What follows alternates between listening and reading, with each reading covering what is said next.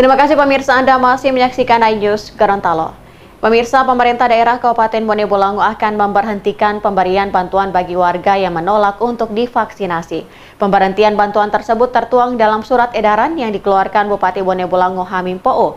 Sayangnya upaya pemerintahan ini mendapat penolakan warga. Warga menilai surat edaran tersebut telah merenggut hak mereka sebagai warga negara. Bupati Kabupaten Bone Bolango Hamim Po'o mengeluarkan surat edaran yang berisi sanksi terhadap warga yang menolak untuk divaksinasi. Dalam surat edaran tersebut tertulis, setiap orang yang sudah ditetapkan sebagai sasaran penerima vaksin namun menolak untuk dilakukan vaksinasi akan diberikan sanksi administratif.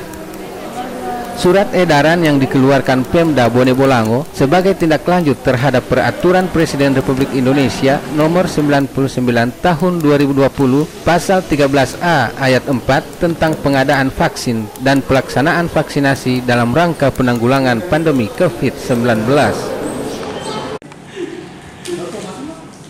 Bupati Bone Bolango Hamim Po'o membenarkan telah mengeluarkan surat edaran tersebut dengan tujuan agar semua masyarakat mau melakukan vaksinasi. Sanksi yang akan diberlakukan bagi warga yang menolak antara lain berupa penundaan atau penghentian pemberian jaminan sosial atau bantuan sosial, penundaan atau penghentian layanan administrasi pemerintahan, hingga pemberian denda bagi warga yang menolak divaksinasi.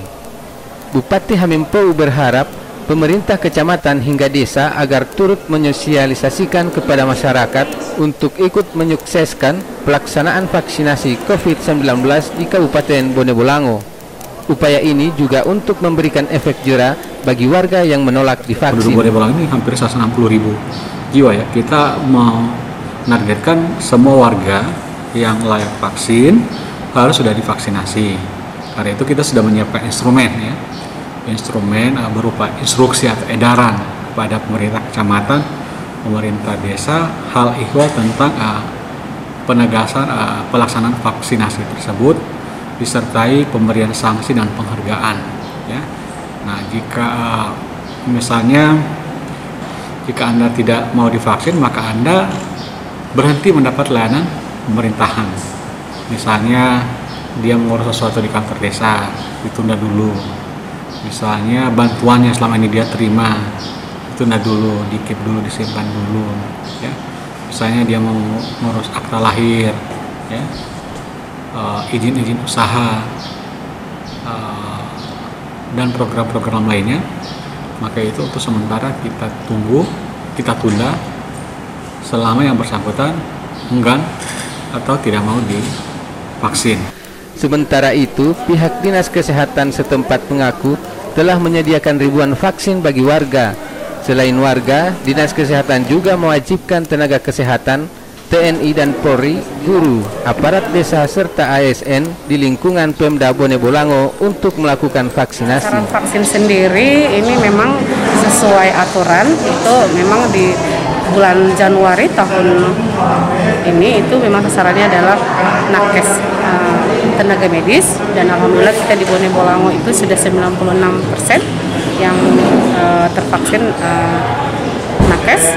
Kemudian untuk pelayanan publik dalam hal ini TNI, Polri, guru-guru, aparat ke desa, kecamatan, PNS yang ada di Pemda Bone Bolango itu sudah 90%. Upaya pemerintah untuk melakukan vaksinasi secara menyeluruh kepada warga tidak selamanya berjalan mulus. Ramlah Meridu, salah satu warga Bone Bolango, secara tegas menolak jika divaksinasi.